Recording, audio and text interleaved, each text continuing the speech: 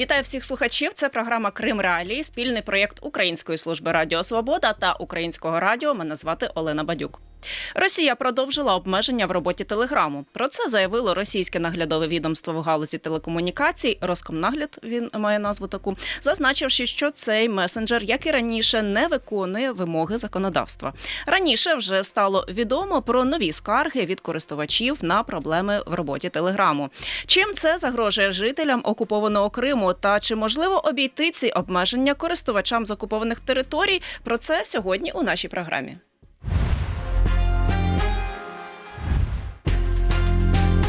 Тема дня. У Роскомнагляді повідомили, що продовжили обмеження у Телеграмі, оскільки там, цитую, як і раніше, не захищені персональні дані, немає реальних заходів протидії шахрайству та використанню месенджера зі злочинною та терористичною метою. От так заявили в російському відомстві. З рішення також випливає, що обмеження триватимуть, доки влада не досягне виконання законів та забезпечення захисту громадян.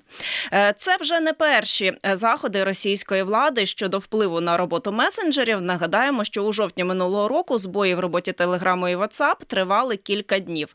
У Роскомнагляді тоді повідомили, що це начебто пов'язано із протидією злочинцям. Відомство стверджує, що ці месенджери стали основними сервісами, які використовуються для обману та вимагання грошей, залучення до диверсійної і терористичної діяльності. З цієї ж причини Роскомнагляд у серпні минулого року почав блокувати дзвінки в Телеграмі і WhatsApp. ЗМІ повідомляли, що швидкість роботи WhatsApp у Росії з 22 грудня минулого року сповільнена на 70-80%. Втім, навіть серед російських політиків думки з приводу обмежень Телеграму розділилися. Наприклад, депутат Держдуми Андрій Гурульов заявив, що уповільнення Телеграму – це, цитую, боротьба з НАТО, а незручності росіяни можуть і потерпіти. Інший російський депутат Сергій Миронов сказав, що ті, хто ухвалили рішення, це мерзотники. Ребята, які кров проливають, у них зв'язок єдиний з родними. Хлопці, які проливають кров, мають єдиний зв'язок із рідними та близькими. Що ви робите, ідіоти? Я називаю речі своїми іменами. Ідіоти, що ви робите? Люди збирають гроші на СВО. У людей єдина можливість спілкуватися з близькими через телеграм-канали. Так, Макс – чудовий месенджер, але давайте дамо людям можливість самим визначатися, що вони обирають. Ще раз хочу сказати, ті, хто це робить – мерзотники. Що вони вибирають? Я ще раз хочу сказати, ті, хто це робить – мерзавці. Засновник Телеграму Павло Дуров також прокоментував уповільнення роботи цього месенджера в Росії. Давайте послухаємо, ми озвучили фрагмент з його висловлювання. Росія обмежує доступ до Телеграм, намагаючись змусити своїх громадян перейти на контрольований державою застосунок, створений для стеження та політичної цензури. 8 років тому Іран спробував таку саму стратегію і зазнав невдачі. Він заборонив Телеграм під вигаданими приводами, намагаючись змусити людей перейти на державну альтернативу. Попри заборону, більшість іранців і досі користуються Телеграм, обходячи цензуру, і надають йому перевагу перед застосунками зі стеженням. Обмеження свободи громадян ніколи не є правильним рішенням. Телеграм виступає за свободу слова та приватність, незважаючи ні на що.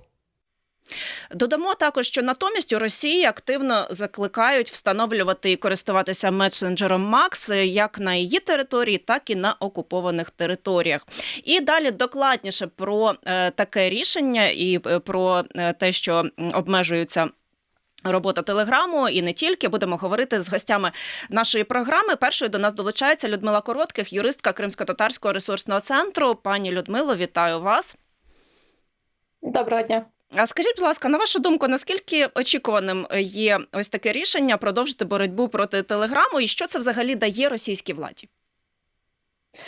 Безумовно, це є доволі, скажімо так, логічним з точки зору тих дій, які були вжиті до цього з боку російської влади, обмежувати доступ до Телеграму, до WhatsApp і в цілому до застосунків компанії Мета, яка входить до цієї корпорації, зважаючи на те, що Паралельно з обмеженням цих застосунків, діяльності цих застосунків на території Росії, і що автоматично, на жаль, розповсюджується на окуповані території України, росіяни намагаються змусити людей перейти на свій власний застосунок Макс, який є повністю контрольований, повністю зливає всі персональні дані російським спецслужбам. І тобто в цьому ключі подальші ось ці дії, що ми зараз спостерігаємо, нова хвиля, скажімо так, спроб припинити або обмежити діяльність і Телеграму, і інших застосунків, вони є доволі, скажімо так, логічними і очікуваними з боку російської влади. Які це можуть бути наслідки? Безумовно, до Телеграму, та й як в принципі до будь-якого месенджера чи додатку можна ставитися по-різному. І завжди важливо пам'ятати, що користувач – людина, яка долучається до тієї чи іншої або мережі, або роботи застосунку, погоджується з правилами і умовами, які пропонують цей застосунок, тому тут завжди важливо пам'ятати, що в першу чергу відповідальність також за те, щоб була безпечна комунікація, лежить на користувачі. Але разом з тим ми, як правозахисники, стоїмо на тому, що спроби обмежити і Телеграм, і інші застосунки – це є все ж таки черговою атакою на свободу слова. Ми знаємо, що в Телеграмі дуже багато телеграм-каналів, які розповсюджують інформацію, яка не подобається окупантам, і російській владі, яка не контролюється. Це також один з каналів комунікації, які використовують і українські, і спецслужби, будемо відверті, і українські і громадські організації для того, щоб доносити інформацію до наших людей на окупованій території. І, власне, це залишається за межами контролю російської влади, тому з огляду на це також вони намагаються це обмежити. І разом з тим зростає знову ж таки ось ця популярність навіть тих каналів і авторів тих каналів, які начебто є проросійськими і підтримують ось цю політику, яку впроваджує російська влада, але разом з тим вони вже є непідконтрольними російській владі, і це також їх не влаштовує. Тому, от, власне, з огляду на весь цей комплекс, скажімо так, викликів, які постають перед російською владою, вони і от продовжують, власне, ось цю політику. Вони використовують весь, так би мовити, наявне законодавче підґрунтя, яке є. Вони ухвалюють нові закони. Якщо ми згадаємо пакет Ярової, 17-18 рік, коли були ухвалені нові зміни до низки законів російських, це, власне, також це все відголоски ось того, що було ще в тих роках. А наскільки взагалі, за вашими даними, Телеграм є популярним серед кримчан, і з якими наслідками вони можуть стикнутися ось вже зараз на такому побутовому рівні, скажімо так? Безумовно, Телеграм – це є один із найпопулярніших додатків, які використовують кримчани, використовують мешканці Криму. Вони використовують їх з різною метою, не лише для отримання якоїсь інформації, для особистого спілкування, для робочих. Дійсно, Телеграм в цьому плані він є зручним додатком, тобто і обмін великими файлами, тобто якісь такі процеси, вони також використовуються для цієї мети. І якщо на такому побутовому рівні, то, звісно, що вже я знаю, що відчувають мешканці півострова певні незручності, скажімо так, у роботі Телеграма. Він дійсно сповільнився, дійсно є питання щодо можливості здійснювати дзвінки. Звісно, що є ось ця проблема, що не завжди він працює, якщо не підключений VPN, що також знову ж таки забороняється, так? В Російській Федерації, і автоматично розповсюджується ця заборона на окуповані території. Тому, дійсно, вже стикаються з цими незручностями. І, звісно, що всі ці додатки – це є можливість, наприклад, для тих людей, які залишили межі Криму, спілкуватися і знаходяться не лише на території України, а й в третіх країнах, спілкуватися зі своїми рідними на території, які залишаються на окупованій території. Це, знову ж таки, ускладнює ось цю можливість. Тобто, насправді, найбільш зручним він наразі є для багатьох користувачів у Криму, і, відповідно, месенджер Макс не настільки хочеться встановлювати, тому що кримчани розуміють прекрасно, що ця інформація може бути злита російським спецслужбам просто дуже швидко, скажімо так. А ще такий аспект, як на мене, важливо проговорити.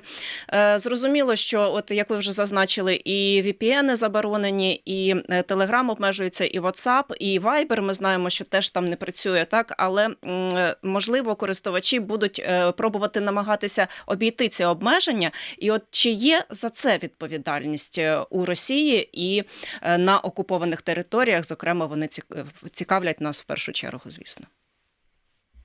Так, безумовно. Коли ми говоримо про якісь там заборони, які впроваджуються на території Російської Федерації, звісно, що ми розуміємо, що це незаконно, але автоматично вони це розповсюджують на всі окуповані території. Це стосується не лише Криму, це частина Херсонської області, в тому числі Запорізької і інших областей України, які наразі перебувають під окупацією. Тому, на жаль, якщо ми говоримо про якісь зміни там в Росії, на жаль, ми розуміємо, що автоматично страждають від цього наші люди на окупованих територіях. Так, звісно, відповідальність є, вона є відповідальність і як покладена на провайдерів, які надають доступ до інтернету, тобто якщо вони не блокують ось цей трафік, який йде через VPN, через інші сервери, тобто спроби обійти блокування. Так само і на користувачах є така, знову ж таки, є ця відповідальність, там і в адміністративному плані в тому числі може бути, якщо люди намагаються обходити, скажімо так, законодавство Російської Федерації. Тому це є, і знову ж таки це може бути використано як інструмент для переслідування людей, оскільки ми розуміємо, що більшість, знову ж таки, людей, які використовують і будуть намагатися обходити ось ці блокування, це все ж таки люди, вони навіть не обов'язково мають бути якось там дуже сильно проукраїнське налаштування, але як мінімум це люди, які хочуть отримувати і альтернативну інформацію, люди, які мають якесь мінімальне критичне мислення і які розуміють, що і переживають за безпеку своїх особистих даних, тому тут в тому числі ці люди можуть опинитися під загрозою. Як ми знаємо, при обшуках теж і телефони піддають перевіркам дуже ретельних і навіть відновлюють деяку інформацію, яка навіть була видалена з телефонів.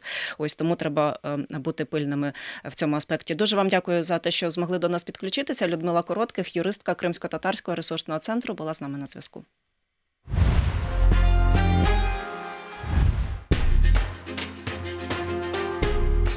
Ви слухаєте Крим Реалії. Світ має право знати.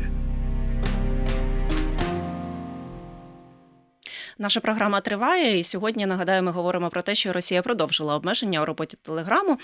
Про те, з яких причин це було зроблено, ми говорили у першій частині нашої програми, а зараз до нас долучається Павло Білоусов, експерт із цифрової безпеки проєкту «Надійно.орг». Пане Павле, вітаю вас в нашому ефірі, по-перше. Ну і, звісно, будемо говорити сьогодні так і про технічні різні моменти, про які варто пам'ятати жителям окупованих територій і не тільки. Але спершу я у вас хочу запитати, як на вашу думку, ми ж знаємо, що в Україні теж час від часу закликають забороняти Телеграм, наскільки він є безпечний, і якщо його обмежують у Росії, то чи свідчить це про те, що він, можливо, і справді безпечний, чи це не є аргументом ось у даному випадку? Хороше питання. Насправді є кілька, скажімо так, підстав чи опосередкованих якихось моментів, коли ми можемо стверджувати, що з безпекою в Телеграмі не все добре. М'яко кажучи, це і зв'язки з Росією, і різні там інвестиції, і інші приклади того, як росіяни на тимчасово окупованих територіях там в людей змогли витягувати різну переписку і так далі. Плюс ми знаємо, як він побудований. Звичайні чати, в яких спілкуються переважна більшість користувачів, не захищені наскрізним шифруванням. Це означає, що повідомлення зберігаються на серверах Телеграму, а хто там, як, в якому, скажімо так, порядку отримує доступ до цих чатів, це велике питання. Тобто вони кажуть, що все ок, але підтвердити це ніхто не дає ніяким чином, да? Не аудити не надає, не код не відкриває Телеграму і так далі. Тому це дуже велике питання. І якщо ми говоримо про безпеку, то скоріше в такому випадку люди, які, скажімо так, спеціалізуються на безпеці, кажуть, що це небезпечно. У нас немає підтверджень, що там архітектура така, яка захищає. Тому ми виходимо з того, що дійсно повідомлення користувачів доступні правоохоронним органам, якщо їх можна назвати російські. І власне користуватись ним не дуже окей. Тому росіяни, скажімо так, напевно, мають певний доступ, напевно, не до всіх користувачів, а до якогось там обмеженого кола, і там можуть отримувати інформацію з Телеграму. Але росіяни, влада російська хоче більше контролю, і тому заганяє всіх в месенджер Макс, який, власне, абсолютно шпигунське програмне забезпечення, де товариш майор сидить, читає повідомлення разом з вами, і там ні з ким не треба не домовлятися, не якось маневрувати. Вони мають абсолютно доступ до всього, тому перейшли до такої тактики, да, що всіх заганяють в Макс. Тому з нашої точки зору месенджер Telegram не є безпечним, але якщо ти його, скажімо так, не використовуєш для споживання контенту, і у нас багато хто його саме так використовує, да, там загрози, ракети. Тобто не для переписок, а саме для відстежування певної інформації. Це більш безпечно. Про окуповані території, звісно, у нас акцент в нашій програмі саме на користувачах, які безпосередньо там. І ми вже говорили у першій частині нашої програми, що Telegram саме там є найбільш популярним, скажімо так, бо немає Viber, немає WhatsApp, теж він уповільнюється, VPN теж заборонені, і користувачі, які все ж таки користуються і хочуть надалі користуватися, щоб не встановлювати Макс з очевидних причин, так? Чи можливо обійти ось ці обмеження, безпечно обійти, тому що ми знаємо, що російські спецслужби, вони, в принципі, якщо задаються такою метою, так, то можуть встановити абсолютно все про телефон, що там було видалено, встановлено, і коли, і як, і що було написано. А чи є якісь безпечні шляхи для цього? Дивіться, по-перше, VPN не є заборонений як такий, да? Там є певні заборони про поширення інструкцій, як ним там користуватися, є заборонені деякі сервіси, але використання VPN ще поки що не під забороною. Тобто ми не знаємо, заборонять чи ні, скоріше так, але де юре, хоча це дуже таке дивне застосування, да, в Росії, це поки що не є злочином, і купівля VPN-ів так само. І з огляду на те, що які вони зараз ввели обмеження, то окрім VPN, навряд чи що допоможе. Ми не говоримо про якийсь альтернативний інтернет, типу як там Starlink, да, це не працює. Тому все одно, щоб продовжувати користуватися цими сервісами, які заборонили YouTube, WhatsApp там і Telegram в тому числі, потрібен VPN. Не всі працюють. Дійсно, російська влада методично, скажімо так, блокує самі сервіси і блокує протоколи, за якими працюють більшість сервісів. Проте деякі все одно продовжують працювати. Я би радив, скажімо так, мати кілька VPN-ів, які, скажімо так, працюють, зарекомендували. От зараз, наприклад, всі знають Tor, да, таку мережу, да, де можна обходити блокування сайтів і читати. Вони тестують свій VPN, Tor VPN. Да. От скоріше в нього буде така архітектура, яка дозволить, напевно, певний час працювати в російських умовах. То можна пробувати його, вони буквально його недавно анонсували. Tor хороша штука, працює надійна і, скажімо так, для таких повсякденних побутових речей нормально можна використовувати. А це платні сервіси, чи там достатньо якоїсь безкоштовної версії? Наразі безкоштовно, так, і якщо є обмеження, то, напевне, там обсяг даних. Більшість VPN-ів хороших, яким можна довіряти, як правило, або за гроші, або мають дві версії – платну і безоплатну. Безоплатна з обмеженнями або по швидкості, або по обсягу даних, але, як правило, цього достатньо для там дзвінків, для там якогось перегляду Ютубу не в супер-мега крутій якості. Повністю безоплатні VPN, да, які нічого від вас не вимагають і кажуть, що користуйся просто так, скоріше, в більшості випадків, все одно змушені заробляти, да, щоб отримувати цю інфраструктуру, і просто збирають дані про вас. Плюс я не виключаю, що деякі VPN пов'язані з російськими спецслужбами і просто, знаєте, в автоматичному режимі збирають, хто куди ходить, і потім до цих людей прийдуть. Наприклад, так в Китаї багато VPN-ів, які працюють в Китаї, це VPN уряду, да, для того, щоб, скажімо так, знати, що відбувається, яка А як кількість про це людей. дізнатися? От як житель в Криму може дізнатися, чи є це безпечно, чи небезпечно? VPN, принаймні. Може ця людина самостійно спробувати розібратися, наприклад, подивитися на історію VPN. Що це за країна походження? Да? Якщо це демократична, нормальна країна з принципами, то скоріше йому можна довіряти. Чи були якісь історії з витоками даних, чи якісь подібні історії з цим VPN? Скільки він присутній на ринку? Чим вони там займаються? Да? Це такі трошки потрібно провести аналіз, да? Але це запорука того, що ви оберете нормальний сервіс. І через те, що сервіси часто там блокують, вам все одно потрібно шукати. Можна звернутися на нашу безоплатну гарячу лінію в Надійно.орг, де ми даємо безоплатні консультації, зокрема, людям з тимчасово окупованих територій, і допомагаємо їм підібрати інструменти, які в них там працюють. Це теж можна робити. І, власне, людям потрібно все ж таки в таких жорстких умовах цензури і блокувань трошки почати розбиратися в технологіях. Це важко, я розумію, якісь протоколи, WireGuard там і всякі такі речі звучать складно, але все одно, щоб перебувати в безпеці, треба трошки зануритись в це. Тому перевірені надійні VPN – це з демократичних країн, які не мали якихось зашкварних історій з витоками даних, які мають певну репутацію, певне ім'я, і в яких, зрозуміло, хоча б якась там плюс-мінус монетизація. Да? Там хтось за донати живе, там деякі VPN, хто має, скажімо так, оці дві версії, платно-безоплатно, і ці VPN заробляють на платних користувачах і надають можливість використовувати всім іншим, скажімо так, з обмеженнями. Це такий підхід потрібно зберігати, бо в іншому випадку ці всі топ-100 VIP free VPN, це все Тут є ризики, скажімо так, що вони так. можуть бути не просто так безкоштовними. Дуже вам дякую, що сьогодні змогли до нас долучитися. Павло Білоусов, експерт із цифрової безпеки і проєкту Надійно.орг, був з нами на зв'язку.